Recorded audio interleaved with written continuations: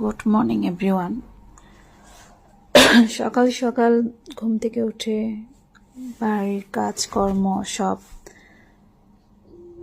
সম্পূর্ণ করে বের হয়ে যাওয়া, হয়তো কোনো এক মহৎ উদ্দেশ্যে, হয়তো একটা কোনো ভালো কাজে। আমরা মেয়েরা বরাবরই সব দিকে অ্যাক্টিভ না হলে নয়। পারিবারিক, সামাজিক সব দিক দিয়ে আমাদের এগিয়ে থাকতে হয়, কোনো এক দিক দিয়ে হেলা করা যাবে না। আমরা মনে মনে প্রতিজ্ঞা নিয়ে এটাই একটা সুন্দর জীবন গড়ার উদ্দেশ্যে আমাদের যা যা করণীয় আমরা আপ্রাণ চেষ্টা করে থাকি। কিন্তু আমাদের নিজস্ব কোনো স্বাধীনতা কোনোদিনই ছিল না, সেটা জানা। বর্তমান দেশের পরিপ্রেক্ষিতে, বর্তমান পরিস্থিতি চলার পথে আমাদেরকে অনেক স্ট্রাগল করতে হচ্ছে। আমরা অনেক পরিস্থিতির সম্মুখীন হচ্ছি, বিশেষ করে আমরা মেয়েরাই হচ্ছি। আমরা কোথায় সেফ? নয় বাড়িতে, নয় বাইরে। চলার পথে আমরা সব সময় বিভিন্নভাবে নানান পরিস্থিতি প্রতিকূল এবং পেরিয়ে এসেছি অনেক যুগ যুগান্তর থেকে।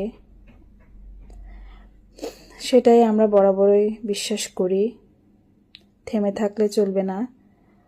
পথ যেহেতু শুরু আছে, তার শেষও রয়েছে।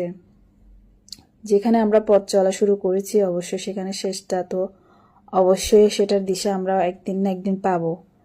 কিন্তু বর্তমান পরিপ্রেক্ষিতে আমরা বারবার থমকে যাচ্ছি। আমাদের পথ চলা যেমন থমকে যাচ্ছে, আমাদের সংসার, শারীরিক, মানসিক এবং প্রতিকূল পরিবেশে আমরা জানি কোথায় থমকে গেছি। বর্তমান পরিস্থিতি 2025 সালে এসে আমরা নারীরা একসাথে আছি, ঠিক আছে, কিন্তু আমরা কোথায় জানি আবার বিচ্ছিন্ন হয়ে যাচ্ছি। সবাই আবার ঘর বন্দি হয়ে যাচ্ছি, ঘরমুখী হয়ে যাচ্ছি।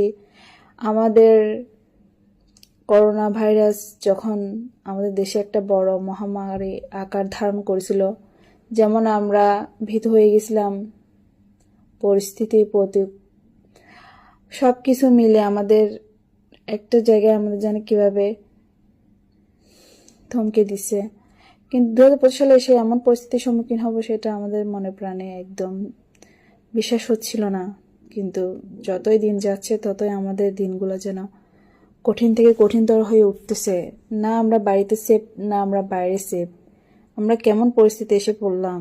রাস্তায় বের হলে আমাদের কেমন যেন একটা ভয় লাগে।